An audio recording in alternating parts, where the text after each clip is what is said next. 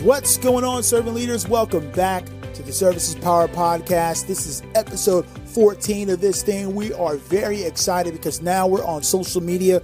We're on Twitter. We have a LinkedIn company page. We also have a YouTube page that's up. It's got a couple of videos out there as well. You're going to want to connect to that as well as the website, servicespower.org. We're there as well. We've got some new things going on here at the Services Power Podcast. We've got some new goals. We don't want to just have 100,000 subscribers, but we want to have the opportunity for 100,000 conversations. As we've connected with people on social media, what we've discovered are a couple of alarming things. One, people don't know what servant leadership is, and people don't believe that it's a viable way to be effective with people in our communities. Whether you're a college student on your campus, they just don't believe that you can have effectiveness with the faculty in your school, with the people within your community, with your friends and your schoolmates. Whether you're in a job right now or you're moving and transitioning to a place, you're volunteering, wherever we're at, whatever realm of the world we're in, they just don't believe that servant leadership is viable. But here's the way we get that message out. We need each and every one of you listening to the podcast consistently to first go to wherever you're listening to this thing at, iTunes, Stitcher Radio, whether it's on SoundCloud or Google Play, and subscribe to the podcast. Once we start to get our subscribership up, we can really start to have a voice, your questions, your comments, hearing what servant leadership has been in your life, how it's helping you grow, even asking some of the tough questions, making some of the tough statements that allow us to give answers to the questions in people's minds and lives so that servant leadership can become the viable lifestyle that it's needed to be able to help people be the absolute best self, because we want to showcase that the power to serve will serve us all. We need each and every one of you to be active, to go ahead and stand up and be counted among the number of servant leaders out there that are doing all that they can for the people that they serve. Episode 14 is going to be so great. There's a person, listen, I'm not even going to ask you if you're ready because I know you're not. The person we got coming on today, Art Barter, he's so phenomenal. And you're going to want to hang on to the entire episode because he's got some incredible things for us at the very end. He is one of the giants, the champions of servant leadership in our modern culture and context. He's a veteran of business with experience at companies like Disney, Data Card, Titan Core, and various manufacturers. Art Barter is owner, CEO, and cultural architect of Datron World Communications Incorporated, a radio equipment manufacturer for global military and security markets. Starting in 2004, he and his team transferred Datron from a $10 million a year company in annual sales to $200 million in just 6 years through servant leadership approaches. Art also is an active speaker, passionate about spreading the message of how to implement servant leadership. He's the CEO and founder of the Servant Leadership Institute. The Institute helps people and organizations put servant leadership into practice through workshops, coaching, events, publications, and other programs. Art has authored several books, and his latest is a how-to in implementing servant leadership based on his success at Datron. It's entitled Act of Servant Leadership 2, how to get results is more important than the results themselves. We're going to be talking about this book on this episode of the podcast. I know you're not ready. You just need to buckle up and get yourself comfortable. We're going to go right into this thing. Let's go. Yes, servant leaders, I am so excited to have you guys on this podcast episode with me today. Man, we've had some cool guests, some really cool guests come onto the podcast so far. But this young man that I've got on the podcast today, guys, listen, if you don't know who this young man is, you have been missing the mark when it comes to servant leadership. When I started on my servant leadership journey, it was an oxymoron, just like most other people when they think about the term. But when I started to research and find out what this stuff was really all about, what is servant leadership, I didn't hear anything from Robert Greenleaf. I didn't see the quotes from John Maxwell, the number one leadership guru in the world right now. The first thing I saw came from the Servant Leadership Institute. And the young man I've got on today, ladies and gentlemen, wow, what a treat. He's one of the modern day pioneers of servant leadership. It's so fantastic. It's such an honor to have on the podcast with me the president of Datron World Communications and the founder and CEO of Servant Leadership Institute in sunny Southern California, Art Barter. Mr. Barter, how in the world are you? Good morning, Lyle. And please call me Art. If you call me Mr. Barter, I'll turn around and look for my father. You know what I mean? So thanks for you blessed me already in a couple of ways. You called me a young man. That's pretty cool. So thank you for that. That's cool. You are one of the loudest voices when it comes to implementing the servant leadership behaviors and practices, not just in business, but in the personal lives of people. Can you talk to us about why servant leadership is a viable leadership style in our culture, in our world right now? Well, Lyle, here's what I believe. I believe that servant leadership is the only style of leadership for a couple different reasons. We need to treat each other with dignity and respect. Leaders need to treat everyone around them with dignity and respect, whether they agree with them or disagree with them. In our climate today, everybody disagrees with each other. And I tell people, why can't you treat people with dignity and respect, regardless of who they are, what they say, what they believe in? Because, hey, isn't life better when we do that? Companies can perform at such a higher level when they have leaders who care about the people, who want to help them personally grow. When they help people personally grow, the company will grow. Great purposes that servant leaders follow and strive to be, their purposes are different. They do things for different reasons. Their motive is to help people, not to use people. And I could go on and on. I spent a lot of years in the power leadership model. I know that really well. And it took me a while to realize that I need to change the type of leader I am, because I wasn't treating people with dignity and respect. It was all about getting results and not about helping people grow and doing things for the right reasons. And so when I look at leaders around today, I think the only way for a company to stay around long-term is to serve their customers, serve their employees, serve their suppliers, serve anybody who comes in contact with them, and make that experience a better experience than to always butt heads with people and get into this win-lose situation where I have to win and you have to lose. Because I don't think that's a long-term formula for success. A long-term formula for success is, hey, I care about you as a person. I care about the company fulfilling its purpose, living it within its values, and not doing things for the wrong reasons. And that is all about behavior.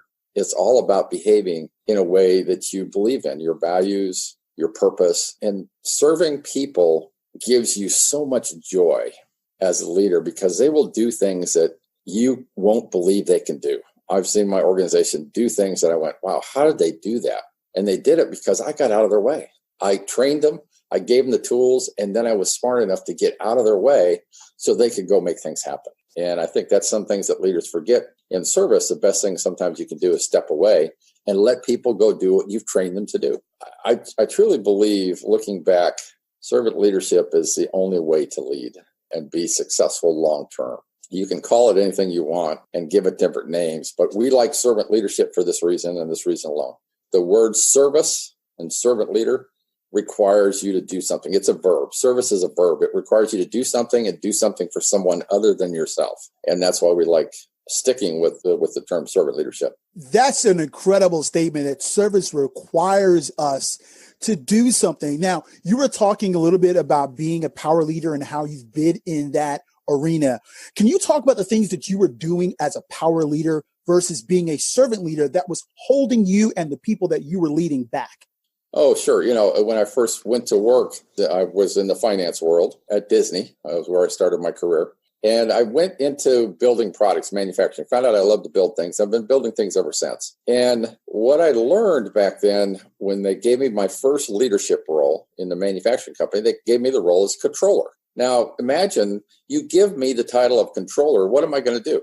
I'm going to control people. I mean, you gave me the title. I mean, what do you expect? I'm going to control people. And so I took the approach that I was there to help people. But really what I was doing is I needed to get something out of them so the company could make money. I worked for a public company. It was all about what we're going to report to our shareholders in 90 days at the end of the quarter, what kind of revenue growth we're going to have, how much money we're going to make. And you make decisions for 90-day increments. And when you do that, you can't make long-term decisions that are effective because you always have to perform in 90 days. And so as a power leader, my job was to get things out of our employees, get them to do what I needed them to do without teaching them why they were doing it, right? And I was just using them to make money. Whereas a servant leader, you turn that around and go, okay, how can I help the person grow? How can I help the company grow? And what's the best decision I can make for the organization today? Not just for the next 90 days, for the next 5 years. And how do I combine that together? But as a power leader, it's all about how can I get something out of Lyle that I need today to get the financial performance I need that my leadership at the corporate level is looking for, or my shareholders are looking for. And it's a very, very difficult environment when you have to perform every 90 days because you make a lot of decisions and you don't tell people why you're making those decisions. You just say, do what I tell you to do, or I'll find somebody who will. I mean, that's the ultimate statement of a power leader. Do what I tell you to do, or I'll find somebody else who will. And I can't tell you how many times I heard that in my career. You know, the power leaders expect you to give up your life for the company. So, you know, if they want you to work 6 days a week or 7 days a week, that's the expectation. You don't have a personal life. Servant leadership believes that the highest thing we can help people do is look at and manage life-work integration.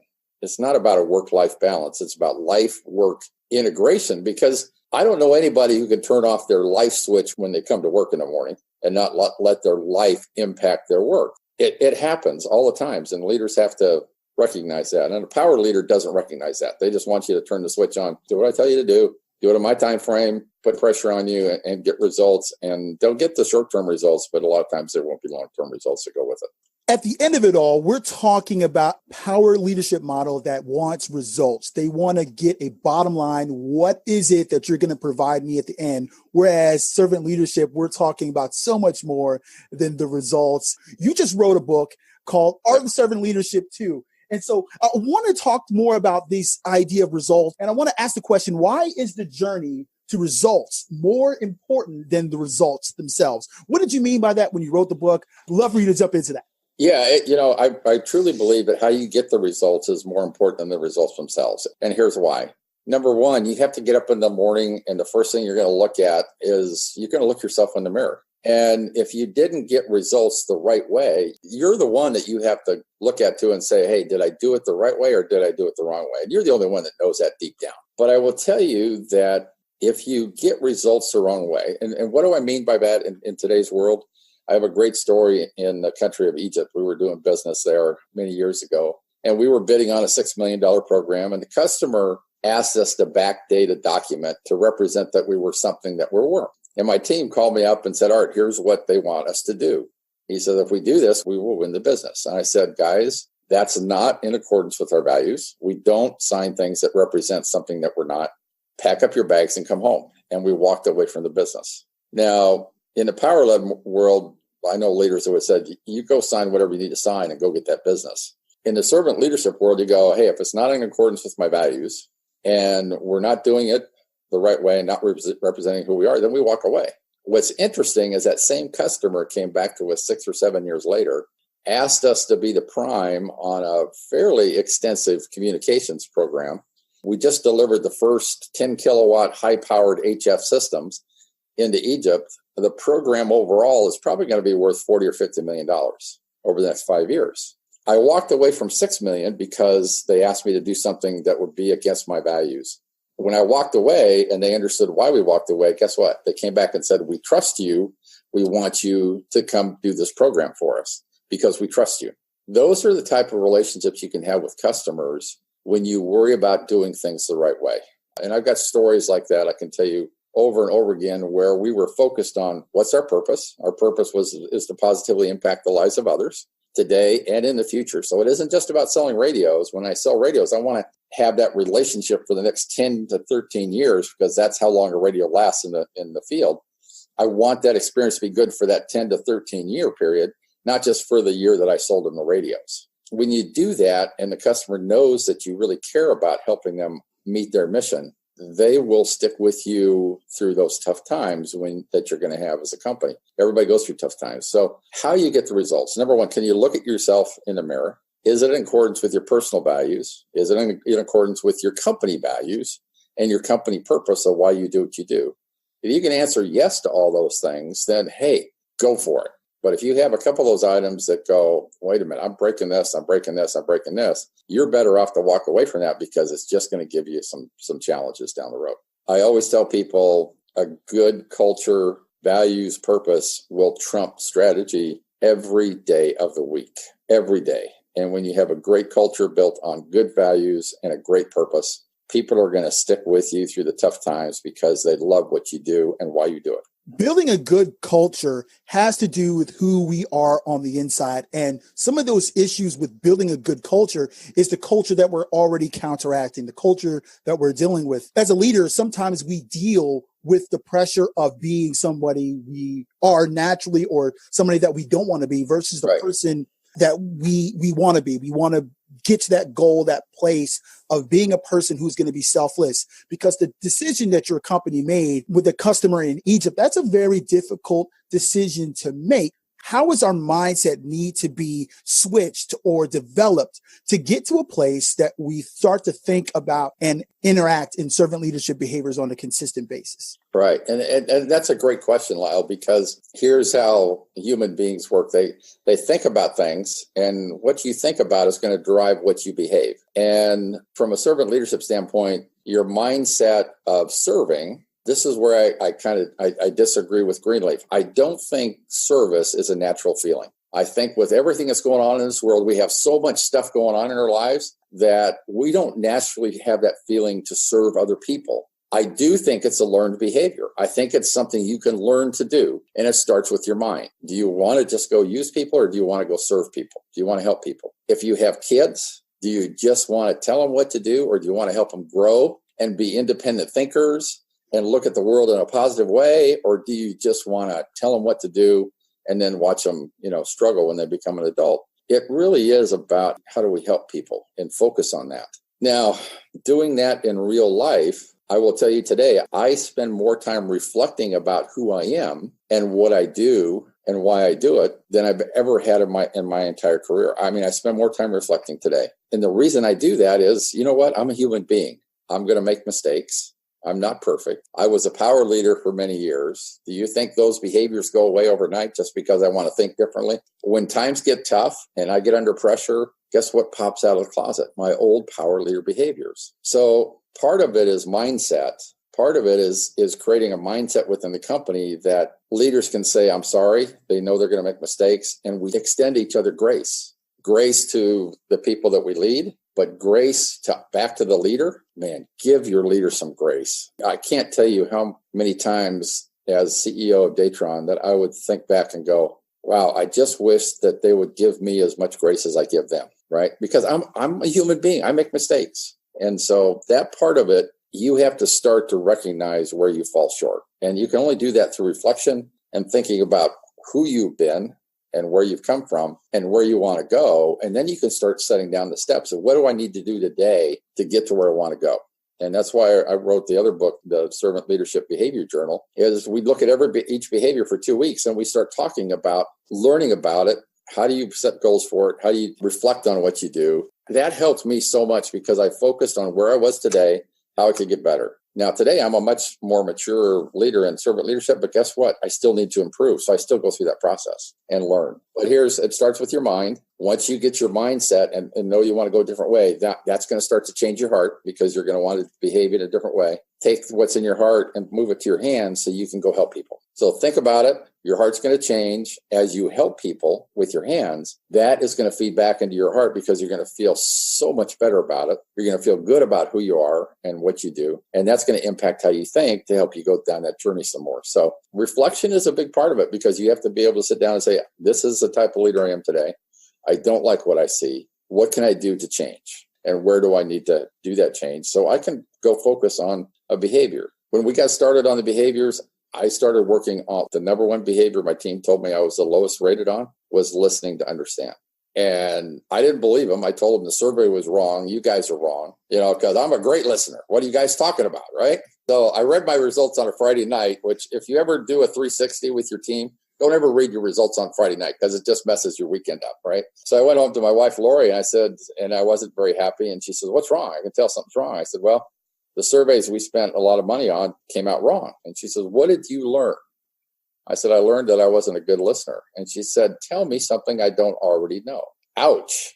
I went home looking for support that I was right and they were wrong. What I didn't get was they were right and I was wrong. And that's when I started studying listening and found out that listening is a form of love. And if you care about people, you will take the time to listen, turn off your devices, turn off your computer, turn off your phone. The world will exist without you without a phone on for 10 minutes. Trust me. And so that was the first behavior I started working on. I didn't work on all 9 behaviors. I said, what do I need to work on today for my team? And my team was telling me listening. You need to become a better listener. And so take it in little bits on what you need to do today based on the people that know you best, which are usually the ones you love, and the people you work the closely with their work. Let them share with you what you need to improve on. But reflection and spending time, you have to do that to understand who you are and where you want to go. You can't do it without it.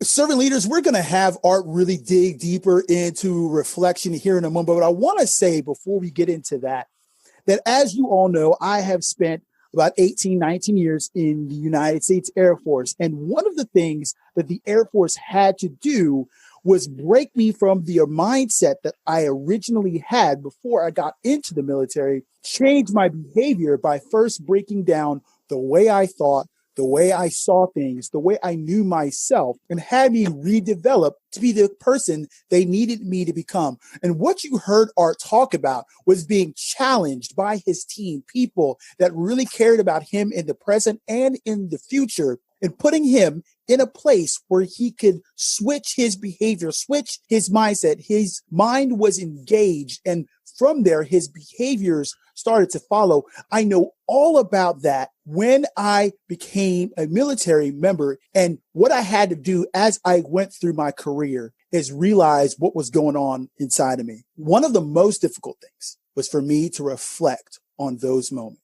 Art, you talked to us a little bit about reflection. And I know just because I've studied you so much that reflection has been one of the toughest things that you've had to do as a leader. Could you explain to a college student right now listening to this podcast, what is so wonderful about reflection?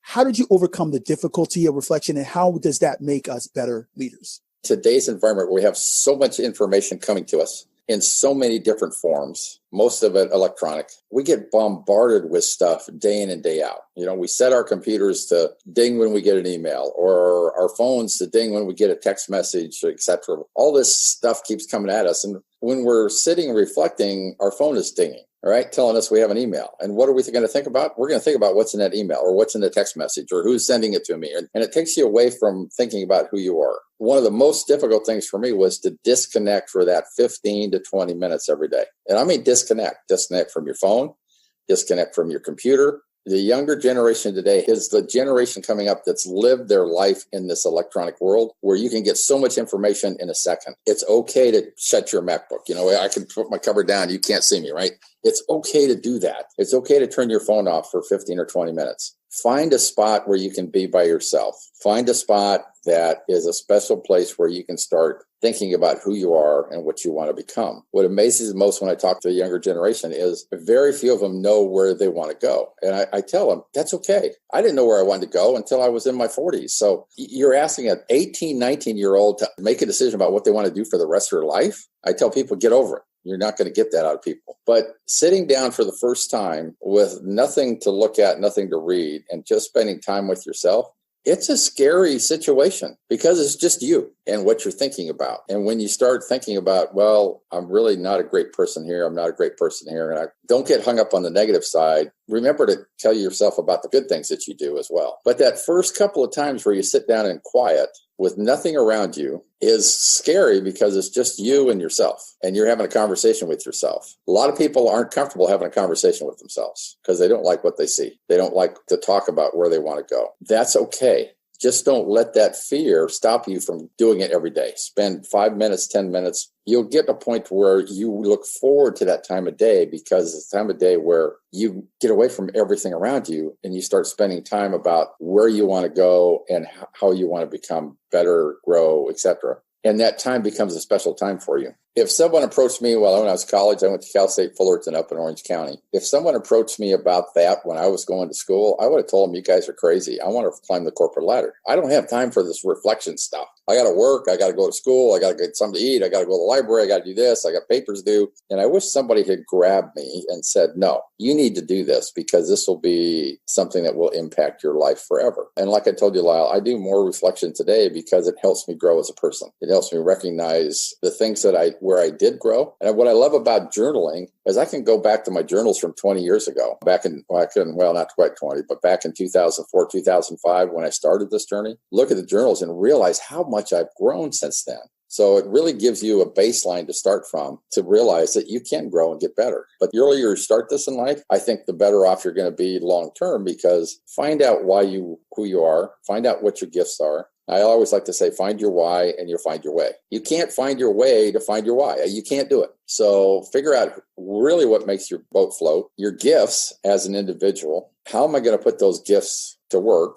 And am I on the right track in school to utilize the gifts and really what I want to do? I was talking to a father earlier this year who says, I'm struggling with my son. I said, what does he love to do? He says, well, he loves video games. I said, why don't you help him get a job in the video game business? And he says, I never thought of it that way. I always looked at video games as a waste of time. I said, there's a lot of money in video games. Why don't you help him see if he can go to work in that industry, because that's his passion. Now, it may not be his passion 5 years from now, but today, if he was working in his passions, you know how much joy he would get out of life? I mean, just think about it. My message is start reflecting. Do it 5 minutes a day, 2 minutes a day, whatever it is. Do it. Think about it. I think about a lot of things in the car these days when I'm driving around. So that's kind of my time to think. I'm an early riser, so I'll think about times like that. And sometimes I'm in the office late. Guess what? The last 20 minutes, I think about my day and think about, what I've done, what I like, what I don't like. And you'll find spots. Don't think you have to do it at the same time every day. Do what works for you. Don't listen to somebody else. Do what works for you. And if that's thinking about 5 minutes in the morning today, on Tuesday, tomorrow it's 10 minutes in the afternoon, Thursday, or maybe it's 10 minutes in the evening.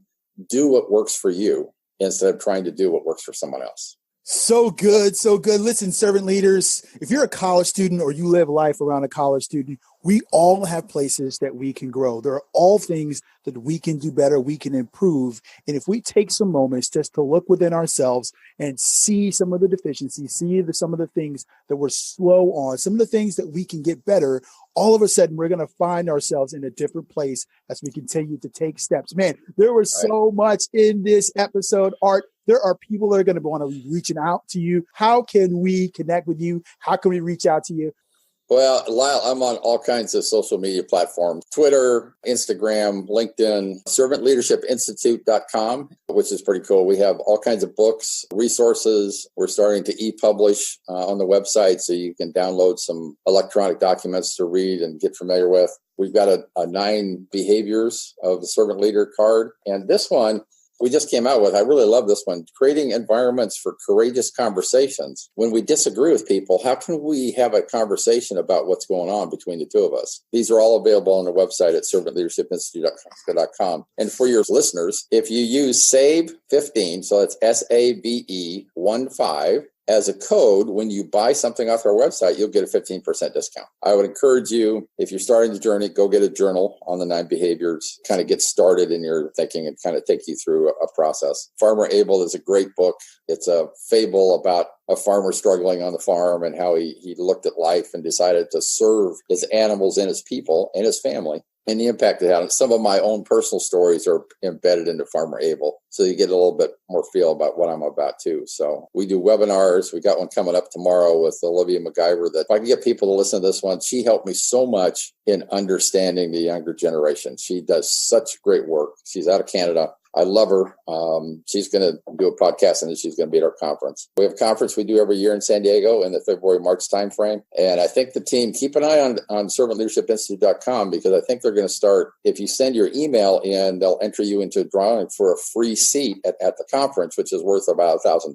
So if you find a way to get to San Diego and get a hotel room, that's all you have to pay for. And so there's going to be a drawing on it. So keep an eye on for that kind of stuff. But ServantLeadershipInstitute.com, search Art Barter. You'll see all kinds of social media stuff out there. We have a YouTube channel for Servant Leadership Institute. So we're all over the place. Yeah. Wow, servant leaders, there is so much there. Listen, thank you so much, Art, for jumping on the podcast with us. There's so much for our servant leaders and our listeners to really grab a hold of. We hope to have you on the podcast again. All right. One quick thing to leave your leaders with. You don't need permission from anyone to treat other people with dignity and respect. Don't wait. Just start treating people with dignity and respect. Everybody you come in contact with, especially those that you disagree with, and love them up. Don't hate them up, because hate just takes us in directions we don't want to go. Everyone with dignity and respect. You don't need permission to do that from anyone other than yourself. So get started.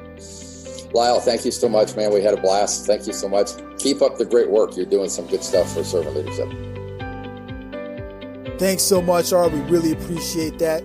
Servant leaders, as you listen to the podcast, you're going to want to make sure that you catch on to the additions, the specials that Art has given us from the website, Servant Leadership Institute, also the conference that's coming up in 2019. You're going to want to go all the way out to the website. You're going to want to attach to the show notes. We've got every single thing that he said on the podcast that he linked to. It's right there on the show notes. You're going to want to connect. Man, we want to stay connected with you. Would you subscribe to the podcast wherever you're listening to this thing at? Also, go out to our social media page, Twitter, YouTube, and our LinkedIn company page. We want to connect with you because we need more than just 100,000 subscribers. We want an opportunity for 100,000 conversations. We want to keep talking to you. We want to keep connecting with you. Thank you so much for jumping on this train with us, and we will see you at the very next stop. We're honored to serve.